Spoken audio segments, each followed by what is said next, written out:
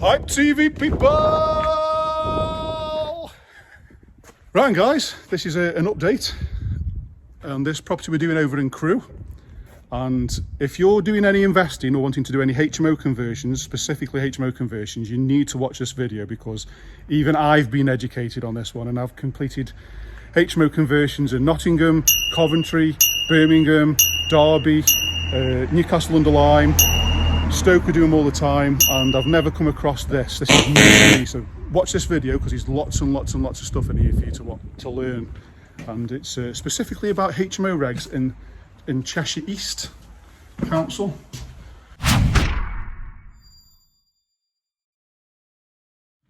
So I shall do a walkthrough as I normally do, but I'm also going to give you the things that I've learned on the way, and we've actually got quite a few problems on this job now. So, looking down here, we've got the fire alarm installed. First fix is already done. It's ready for a damp course. We've got the first fix plumbing in, so we're all good. Fire door frames are in. So I'm going to talk you through the first problem that I've come across. So I'll stand here so you can see. So we've got damp courses have been prepped. We've got the stud working. So first of all, I'm going to show you the drawings. So an investor's approached us and asked us to do a price for doing the build on some drawings. So we've been following this because that's obviously what those builders do. Now, this is going to be really awkward for me to explain what I'm doing and I can't see what you can see. But what I'm going to do is draw your attention to, let's see, this ensuite here. So bear in mind it's 1100 wide, and the one above it is again 1100 wide. So you can see that it's designed with the toilet facing to that wall, and that one's the same. So again, these are architect's drawings that have gone through. I do believe planning's been put in, so what we've done is built it to spec. So 1100 wide. Tape measure is on the wall there, and as you can see the red letters, red numbers, 1100, which is where my thumb is there, yeah? So the drawings are specified 1100. We've built the stud work 1100. As you can see, we've already put the drains in. We've put all the wires in, all the pipes in. Put the pipe in there for the toilet, that's going to be the rising main, that little white bit there. Give it a tickle. So this is hot off the press. If you do stuff in Crewe or Cheshire East, you're going to know this anyway. But if you don't, you really need to know this. So I'm going to put the actual copy of the Cheshire East's amenities on there. We've got quite a lot of specifications. So I'm going to show you quickly on my iPad. If I can get it loaded up. Doesn't like me with my hat on. Look at this, a builder with technology. So what I want to do is draw your attention to, they've actually specifying, you can see that, actually specifying the toilets and the distance that they want in front. And on this particular one here, they want 1100 in front of the toilet. So the average depth of the toilet is 600. So that's going to be 1700 wide, unless it's in this position or that position. So this is what this is on their website. I'm going to put you a link on the video, and I'm going to get my editor to put this up there now. So shooting.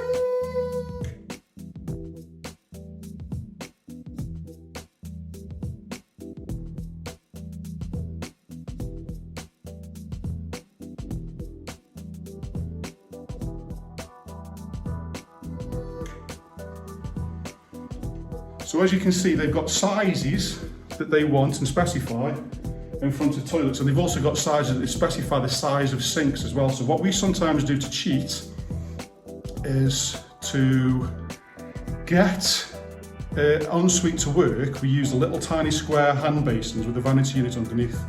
Now, they won't accept this here. It's got to be a full-size basin, or as a minimum 350 by 350. I understand why, because practically wise, that's a lot better, but then we're trying to meet the regulations here. So I'm going to show you through this. So I'm going to try and reverse engineer what the architect's mindset is we've got each bedroom. So we've got a bedroom there. So that bedroom's 10 square meters. That bedroom's 10.4 square meters. This bedroom's 10 square meters. The loft room, which is absolutely huge, is 18 square metres. This one's just under 10 square metres. So I'm guessing that the architect has tried to create as many 10 square metres as possible because the communal space isn't going to be big enough. Because the smaller the rooms, then it means you've got to have less space. And I've broke my tape measure. I've just brought this frigging thing as well. Anyway, so I assume that the architect has now done that to try and, like I say, he's designed it, so he's trying to get it to comply with HMO regs. These HMO regs this isn't complying to what I've just learned, and this has actually gone through planning, so this has slipped the net somewhere, or HMO officer hasn't looked over it. So it's got planning. So we've come out, we've built it to the plans, and we've now got a problem because the HMO officer's come out and said, you're not having that because of these problems. So now, we've done all this work, we've got all the pipe work in, we've got all the 110 drains in, we've dug it all out, we're all ready to go, and now we've got to stop and redesign this. So I have got the solution, is make a 50p piece one for this downstairs, to come out across there and go in. This is obviously going to now cost the client more money. And I do feel sorry for the client actually, but again, this is to educate all of you guys out there. So if you're in Crewe and you're doing a HMO conversion because it's now turning into Article 4, it's going to be a lot harder for you to get a HMO. So I understand why people are doing it, but you need to be very, very careful when designing your HMO, especially when it comes to the en-suites. You can find the link on this video, I'll put it downstairs in the comments. But you need to study this because they are conforming. Again, I don't disagree with it, but it is going to make this job particularly hard. So this is a learning curve for everybody else at home. So back to the video in hand. So we've put some patio doors in there now. We've obviously got the 110 pipe that goes along here. That's ready to be filled in. We've got a little bit of mess here from the knockout. Something else that's not on the drawings, so this is again, go back to the theme of the video, is what the HMO officer insisted on. The client actually paid for full M&E drawings, but it hasn't got the sounder under the stairs, and this is going to be the cylinders. This is the downstairs ground floor. That's going to become a plant room. We're now having to put an extra sounder in there. It's not going to cost much, but it's still something that's been missed. We've bricked the back door up. And also, what we have got in here is we've done the floor, we've got a little bit of stud work, put the steel in, so we've taken the wall out, we've got some nice little pad stones there. Making it safe, mended. What I have noticed, as I'll draw your attention to this is the builder's eye.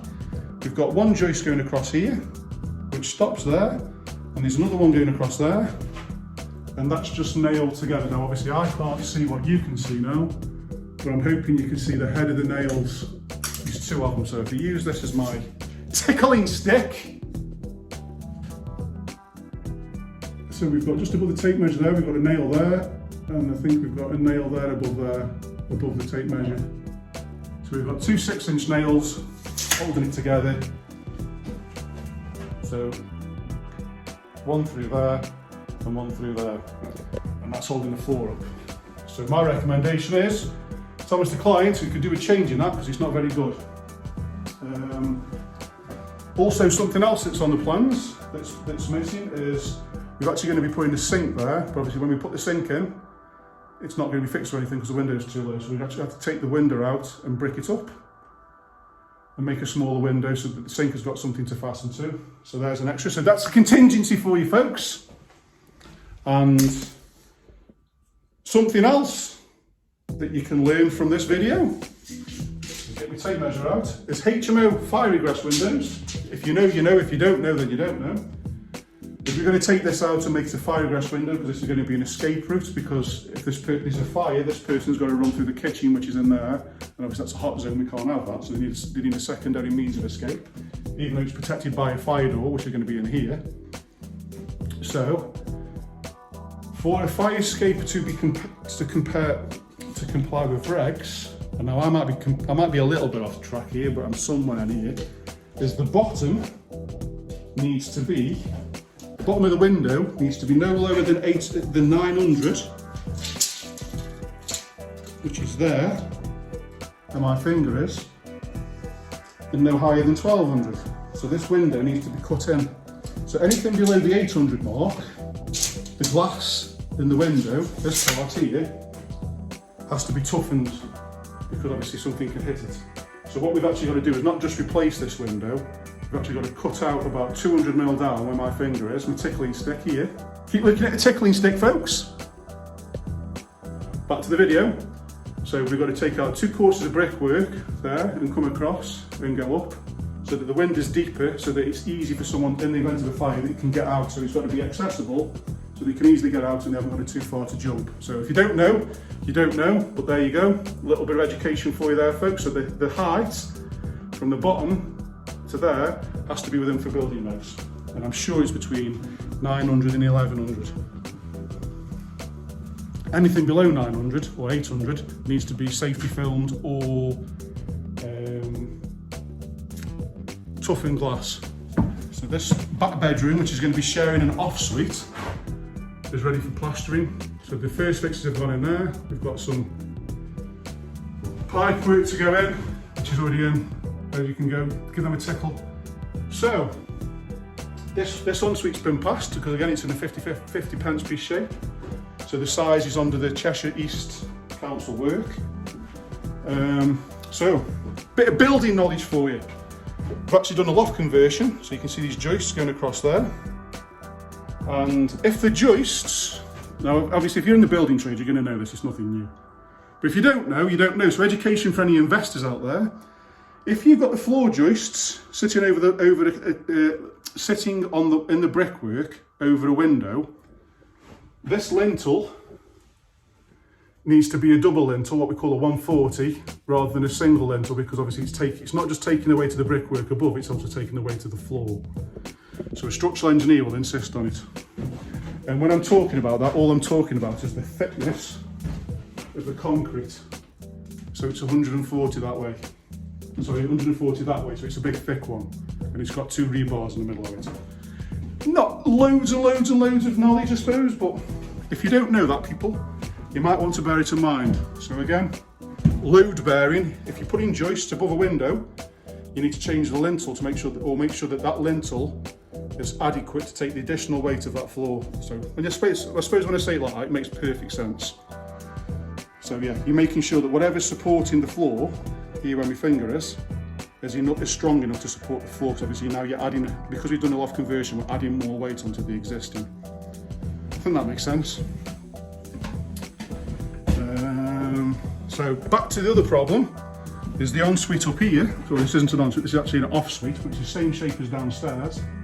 Again, it's 1100 wide as per the drawings, so that the room space in here is big enough. It's a 10 square metre room. But we've now got a problem because it's the same as downstairs where the actual want 1100 in front. So this needs to be 1600 wide, which is not going to work. So if we bring that out 1600, arguably speaking to where my finger is along there, this room is now about 6 square metres. It's not going to rent out very easily. So potentially we're going to have to take the stud work down and encroach and pinch some of this space here to give us a bit more space inside there. So everything can be fixed, but it's a shame because we've obviously got all the first fixing there, we've got the first fixing here, so it's not just a case of moving the stud work, it's also disconnecting all our electrics and plumbing and reconnecting it all back up again. And obviously this is all going to be an additional cost because this isn't on the drawings and we've priced off the drawings, so this is where you guys really need to know your taters when you're doing these things. But I didn't know this, I'll be honest, I didn't know this, and I've done it to many, many councils. I've never come across this much of an anal approach. However, I do understand the reason for it, because it will make it more functional and practical. So, again, this is the loft room that we've done. This room is massive. So again, it's been boarded out, it's passed off by building regs. The cheeks have got cement boarding, which means it's fire rated.